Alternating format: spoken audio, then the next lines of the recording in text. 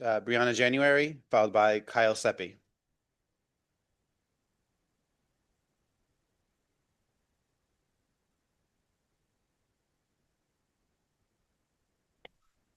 Good afternoon, Mr. Chair, esteemed committee. Brianna January with Chamber of Progress. We are a center-left tech trade association. Our partners, unlike traditional trade associations, do not have a vote or veto on our positions. We continue to be in respectful opposition to HB 5037. Our concerns about the bill's impact to Connecticut's most vulnerable youth, including LGBTQ kids, remains the same as what I shared last year. Respectfully to the AG's office, we disagree that this bill is content neutral. By nature of requiring age verification for the purpose of restricting access to digital content, the bill places value on some content and access to it over others. And I'll note that just this morning, the Heritage Foundation has endorsed age verification. Committee, when a group that is known publicly to not support LGBTQ youth and to push disinformation about digital content turning our kids gay endorses a method of censorship, we think that we should ask ourselves why. We also continue to have serious concerns about age verification processes in general. We're talking about two main options on the market right now, some of which you've already heard about, either uploading a government ID, so your license or a birth certificate, or as a representative alluded to earlier, using cameras to attempt to determine your age based on your facial expressions, based on hand movements. Committee, I caution that both of these methods have been proven unreliable. They have posed cybersecurity threats with data breaches, and they are a tremendous encroachment to individual privacy. In all honesty, the methods that were outlined today by a previous testifier, they require collecting more data and a lot of private sensitive data, which is contrary to Connecticut's nation-leading data minimization efforts. And I'm glad that the New York rulemaking experience was brought up. We and myself personally have been deeply involved both in the New York and California processes, legislative and regulatory wise. It does seem that the New York Attorney General's office has actually significantly watered down the age verification provisions of that law as they've worked with industry and other stakeholders and have found that it's difficult to verify age in a reliable manner. And I would also like to comment on algorithms. Platforms use algorithms to serve kids content that they are interested in, their favorite sports teams, the new dance craze, whatever it might be. But they also rely on algorithms to identify and remove that potentially harmful content that we've been talking about today. Instead, HB 5037 would require chronological feeds. Imagine a kid, one of your constituents, has been bullied in school all day. They get online hoping to find community, some entertainment, some relief from that experience. Instead, they're forced to see chronological posts from the very same bullies that they experienced earlier in the day, one by one, instead of their favorite sports team, because it's a chronological based feed instead of an algorithmic based feed serving them content that they have decided that they want to see. Surely that is not the intention of the Attorney General's office or the bill, but that is how this sort of algorithmic ban works in practice. With that, this is a very complicated issue, and I do hope that the committee will think of me and Chamber of Progress as a tool and resource as we continue to discuss what we agree is very important, which is protecting our kids online. And we do think that there are things that can be done around this space, whether we're talking about supporting private-public partnerships to educate parents and guardians on the plethora of safety and guardrails that platforms already have and can develop, or if we're talking about something that I specifically think most states should look at, which is K through 12 digital literacy education, to identify how to safely interact online, to identify misinformation and disinformation, and how these platforms and tools can be used for good, but also to identify when they can be used for harm and to combat that. I'd like to just note that, as you'll probably hear from more folks, there are a plethora of judicial opinions around this space, some mixed, but most of them have decided that these sort of laws, unfortunately, do not meet First Amendment tests around speech and content. And so I would like to have the committee really think about the role of the legislature in doing things like literacy or bell-to-bell phone bans in spaces like K through 12 schools where the state has authority over what happens within those walls. But courts have decided that it's kind of a mixed case about whether or not the state has authority about what happens in private homes when it comes to accessing digital content. So all of that is to say, this is an important issue that we are looking forward to working with both you as well as the AG's office, which I've already connected with, and we look forward to continuing that conversation. Thank you. Thank you. And I appreciate your testimony here today, both this issue, and I'm sure we've got you back a few more times before the end of session. Usually we are online, so I appreciate you being here for us. I come when I can. Look, governors, attorney generals, legislatures across the country are grappling with this issue right now, trying to figure out what our role is, what the limits of our role are, and ways to encourage private-public partnerships are important, ways to regulate from a macro level what types of content clearly don't pass constitutional muster, but trying to determine a way to ensure kids aren't exploited does. And so I think that's where the tension is in legislating and rule writing and trying to figure out where the extent of our authority continues and what the right approach is something on a bipartisan basis we feel like it's important for us to identify and reach consensus on. And we agree. I think I disagree with you ultimately on where the extent of those roles and responsibilities end, but I do appreciate that you understand where we're coming from, where we're struggling to reach a place where the parents who are asking for protections or asking for help, they know it's not about a literacy class. Like, I have 4 kids. I can put every literacy class on the books. I can spend the next 12 hours researching everything. My kid's going to, within 15 minutes, figure out a way around everything I tried to do.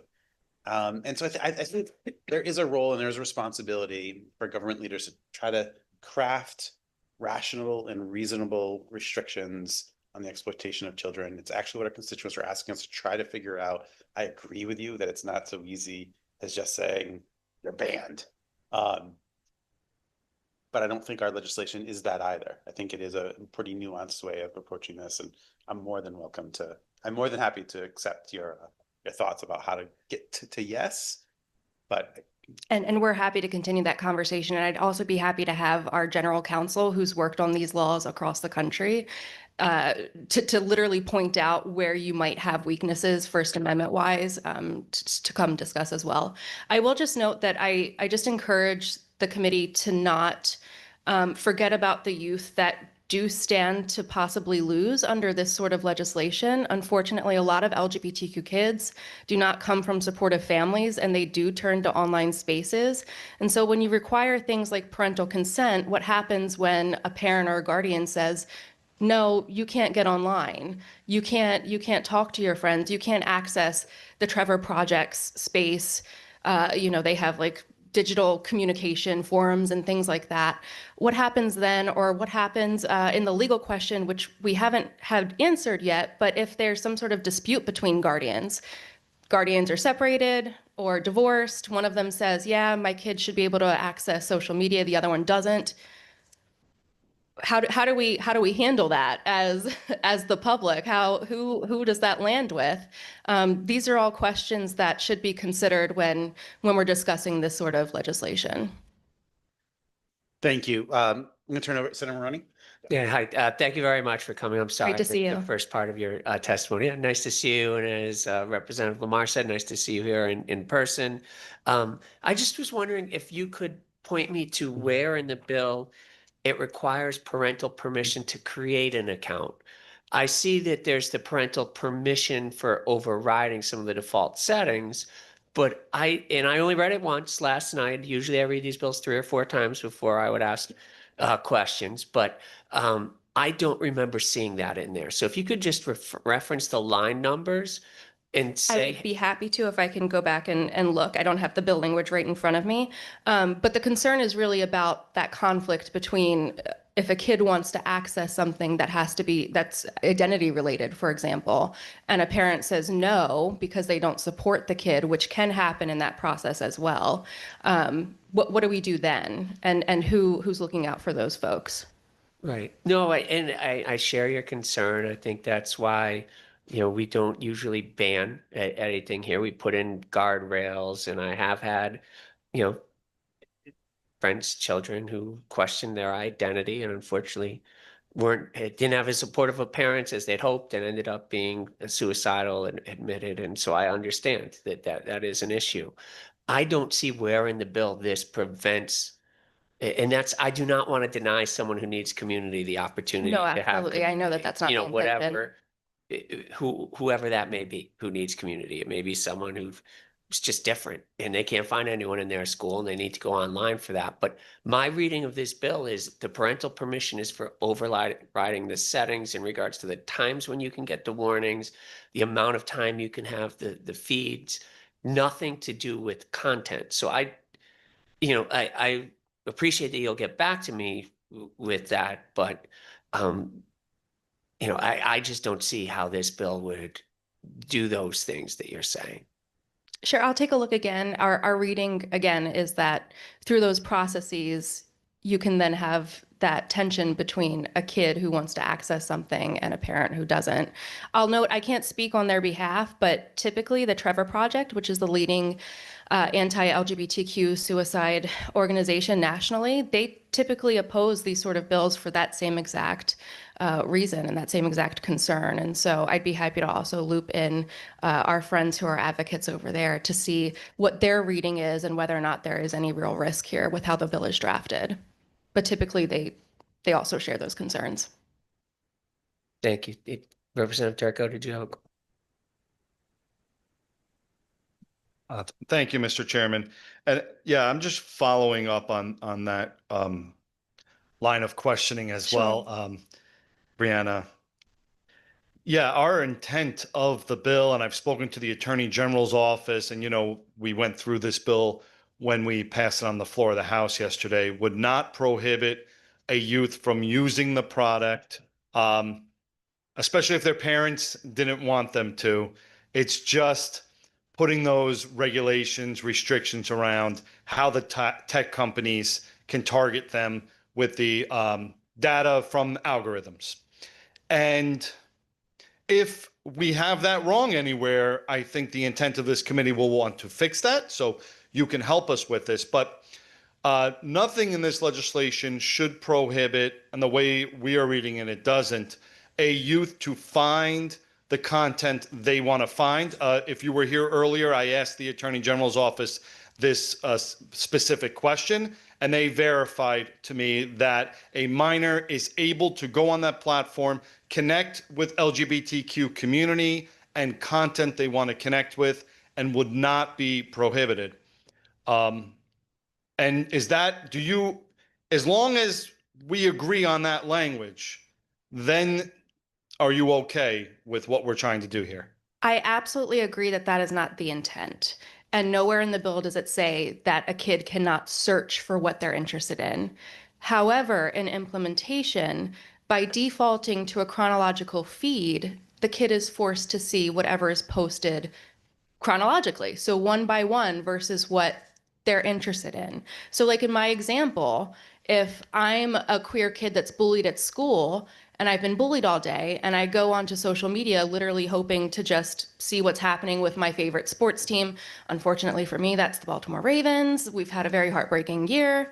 I'm not going to see, I'm not going to see what I am interested in and what the platform has curated based on my interests using the algorithm. Instead, I'm going to see whatever my classmates have posted one after one. And who knows what that could be? That could be anti-LGBTQ stuff. That could be stuff targeting me. It could just be stuff that I'm not interested in. And so our approach at Chamber of Progress is not to eliminate the algorithms, which help both you and me and youth and all users find content that they're interested in, but instead let's hold the bad actors accountable. And so if there are posts that are harmful, that should be taken down. And the reality is that social media platforms use algorithms to help identify those posts. And so what the intricacies of actually identifying and removing truly harmful content is under a non-algorithmic feed, I think complicates things logistically for platforms to not only remove stuff, but also to make sure that kids are seeing things, kids and all users for that matter, are seeing things that they're genuinely interested in versus being force-fed something that's chronological that they either have no interest in or could actually do the opposite, which is harm. Well, thank you for that. It's my understanding with how the bill is written regarding the chronological order is that that is based on content that the minor searches for. So they search for, let's say, Taylor Swift's new album. They watch content, a video on one particular song. The platform then goes right to the next song and video on there.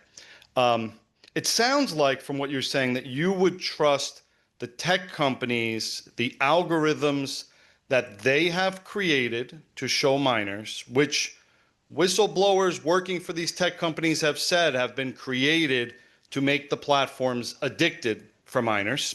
We heard Professor Murphy talk about previously that these algorithms are created to make the minors spend countless hours. I think the average is 5 hours a day the average teen spends on a social media platform, because that time plus gives them data, which adds to their profits. And it sounds like you'd rather the tech companies be allowed to use their algorithms to increase their profits than the alternative, which is what this bill would do, which would be allowing the minor to just choose the content they want to see when they want to see it and not what is forced upon them by the social media company. Unfortunately, I think that that's a large misunderstanding of what I'm saying. And to be clear, Chamber of Progress does not have any social media platforms as partners. So I'd like to state that out front. I can't speak to the addictive or non-addictive quality of social media platforms and the algorithms that they use. What I can speak to is the fact that if I open up an app right now, I know that the algorithm is going to show me what I want to see based on who I follow, what I've liked, etc. Going to chronological feed instead will show me just whomever is posting whatever, whenever, instead of what I want. I'm not saying that the bill prevents a kid from searching, okay, let me see the Baltimore Ravens. Of course you can still do that. But the way that I interact with the platform would change dramatically in that it no longer knows that I want to see the Baltimore Ravens. Instead, it's going to show me 5 things about, I don't know, a Canadian hockey team, and then 2 things about posts from my peers that maybe aren't great content for me to see as a queer person or something like that. That's where we're concerned. We're not concerned about whether or not a social media platform can further enrich themselves with algorithms. We're concerned about the actual experience of the user. And when it comes to how kids are able to interact online, all of the platforms have parental controls for that very reason. As a parent, I'm not a parent myself, but as a parent, I would and could, if I wanted to, on every single platform that exists today, set a control that my kid does not have access between whatever hours, or they can only be on for an hour, or I don't want them to have the platform at all. That's my decision as a parent. We're concerned that you're getting into the territory of the state parenting and not using tools that are in existence. And then you get down the rabbit hole of what does that mean for access to content and First Amendment and free speech and all of that good stuff. But from Chamber of Progress's perspective, we're really concerned about that marginalized experience and what does that mean for the queer kid, or what does that mean for the immigrant kid who uses social media to stay in touch with family and culture and friends back home. If they're being restricted online, what does that look like? Well, thank you for that. I'm not personally convinced that these algorithms are providing more of a benefit for children than they are harming. I'm actually thinking that it would be really great if then I didn't do the age verification and made it so that I was a minor on the platform, because I actually think adults could benefit from not having these algorithms feeds, not having notifications all throughout the night.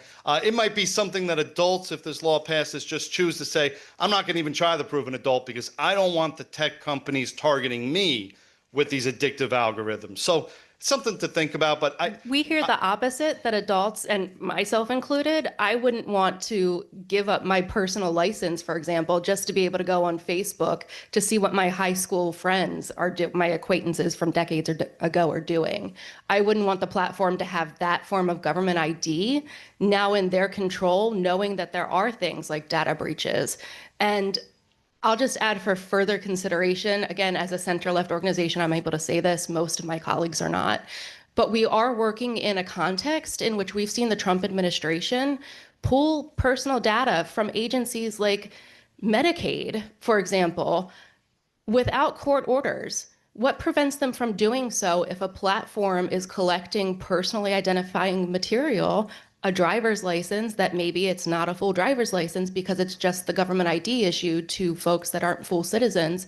What prevents the Trump administration from doing that and saying, you already have all of the information, we're gonna use it for immigration enforcement? These are conversations that we're having internally as a center-left organization and that I feel comfortable sharing with this body, but they are important considerations that when we're trying to do good for the greater population, Connecticut's youth, we have to think about if there are unintentional harms as well that we might be missing. well, thank you so much for answering my questions. Thank you, Mr. Chairman. Thank you. All right. Next on our list is Kyle Seppi, Thank you. but we had someone who